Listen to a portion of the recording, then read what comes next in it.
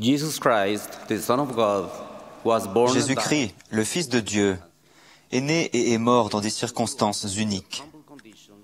Il a vécu et il a grandi dans des conditions humbles, sans biens matériels. Parlant de lui-même, il a dit, « Les renards ont des tanières et les oiseaux du ciel ont des nids, mais le Fils de l'homme n'a pas où reposer sa tête. » Il n'a jamais reçu d'honneur, de privilèges, de reconnaissance, ni de traitement de faveur des dirigeants politiques et religieux de la terre à son époque. Il ne s'asseyait pas non plus sur les plus hauts sièges des synagogues.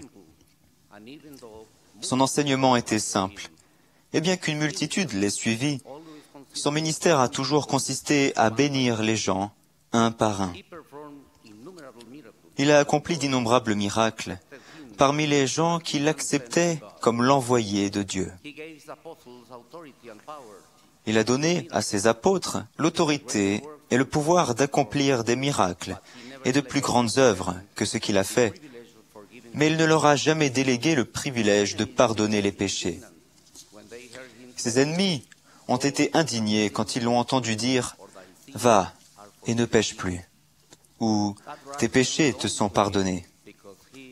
Ce droit n'appartenait qu'à lui parce qu'il est le Fils de Dieu et parce qu'il allait payer pour ses péchés par son expiation. Son pouvoir sur la mort était aussi un attribut divin.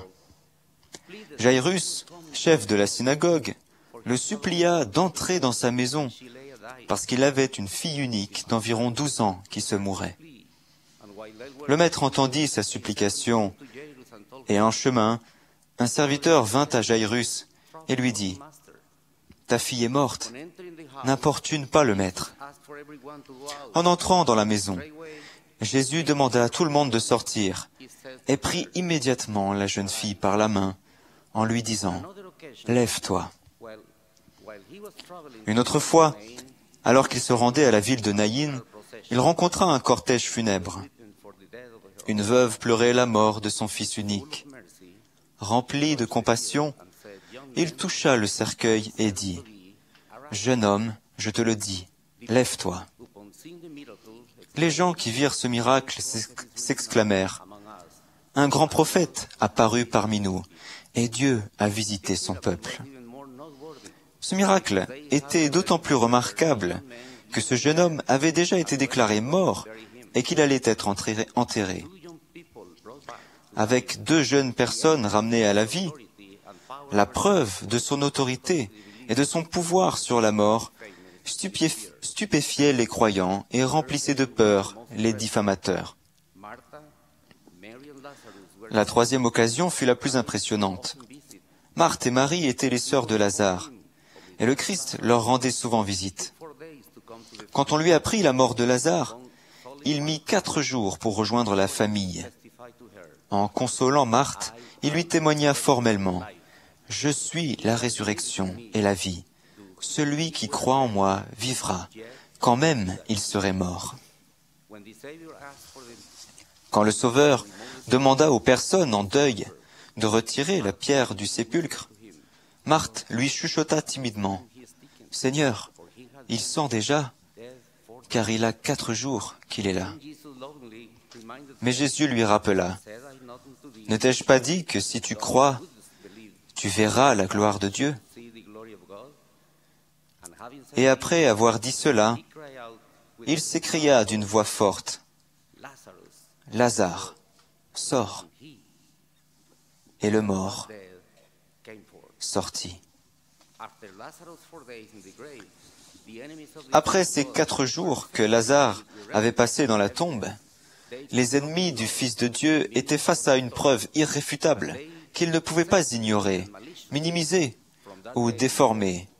Et avec malice et de façon absurde, dès ce jour, ils résolurent de le faire mourir. Plus tard, le Christ vivant célébra à Jérusalem la dernière fête de la Pâque avec ses apôtres. Il instaura l'ordonnance de la Sainte Seine et leur donna le commandement de s'aimer les uns les autres par un service sincère. Après cela, dans la démonstration la plus sublime de son amour pour l'humanité et dans le plein exercice de sa volonté, il marcha courageusement et affronta avec détermination son épreuve la plus exigeante. Au jardin de Gethsémané, dans la plus grande solitude, il subit la plus intense des souffrances, saignant par chaque pore. Totalement soumis à son Père, il expia nos péchés et prit aussi sur lui nos maladies et nos afflictions pour savoir comment nous secourir. Nous avons une dette envers lui et envers notre Père céleste, car Dieu a tant aimé le monde qu'il a donné son Fils unique, afin que quiconque croit en lui ne périsse point, mais qu'il ait la vie éternelle. Son sacrifice est une bénédiction pour chacun, depuis Adam le premier jusqu'au dernier de tous les êtres humains. Une fois la passion à Gethsémané terminée, il se livra volontairement à ses détracteurs. Trahi par l'un des siens, il fut prestement condamné d'une manière à la fois injuste et illégale, lors d'un procès arrangé et incomplet. Cette même nuit, il fut accusé de blasphème et condamné à mort. Dans leur haine et leur soif de vengeance, parce qu'il leur avait témoigné qu'il était le Fils de Dieu, ses ennemis complotèrent pour que Pilate le condamne. À cette fin, ils changèrent l'accusation de blasphème à celle de sédition pour que sa mort se fasse par crucifixion. Sa condamnation parmi les Romains fut encore plus cruelle. Leur moquerie et leur mépris pour son royaume spirituel, le couronnement humiliant avec une couronne d'épines, sa flagellation douloureuse et l'agonie prolongée de sa crucifixion publique furent des avertissements clairs pour quiconque oserait se déclarer être son disciple. À chaque étape de sa souffrance, le Rédempteur du monde fit preuve d'une maîtrise de soi exceptionnelle. Il pensa toujours à bénir les autres. Avec gentillesse et tendresse, il demanda à Jean de prendre soin de sa mère, Marie. Il demanda à son Père céleste de pardonner au bourreau qui l'avait crucifié. Son œuvre sur terre accomplie, il remit son esprit à Dieu et rendit le dernier soupir. Le corps du Christ fut mis au tombeau et il y resta intact pendant 3 jours. Alors que ses disciples étaient accablés de tristesse, de découragement et d'incertitude, notre Sauveur, dans une autre phase du plan glorieux de son Père, poursuivit son ministère d'une nouvelle façon. Dans la courte période de 3 jours, il travailla inlassablement pour organiser l'immense œuvre du salut parmi les morts. Ces jours comptent parmi ceux qui sont les plus porteurs d'espoir pour la famille de Dieu. Pendant sa visite, il organisa ses disciples fidèles pour qu'ils portent la bonne nouvelle de la rédemption à ceux qui n'avaient pas connu le plan glorieux dans la condition mortelle ou qui l'avaient rejeté.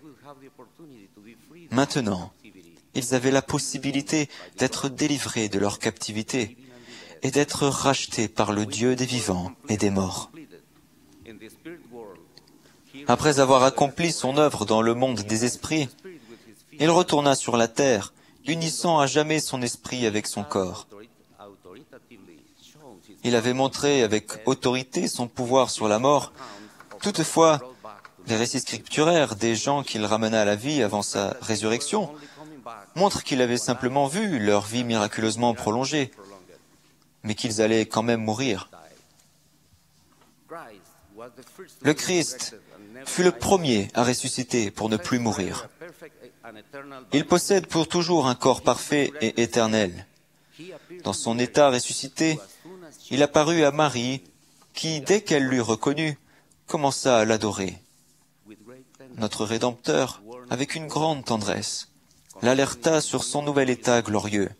« Ne me touche pas, car je ne suis pas encore monté vers mon Père. » Donnant un témoignage supplémentaire que son ministère dans le monde des esprits était réel et terminé.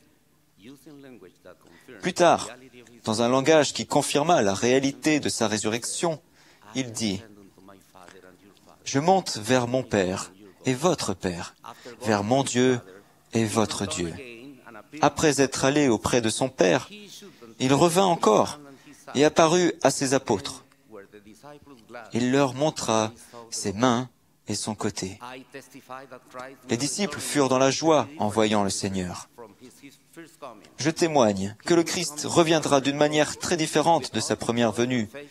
Il viendra en puissance et en gloire avec tous les justes et les fidèles, Il viendra en roi des rois et seigneur des seigneurs, comme le prince de la paix, le Messie promis, le Sauveur et le Rédempteur pour juger les vivants et les morts.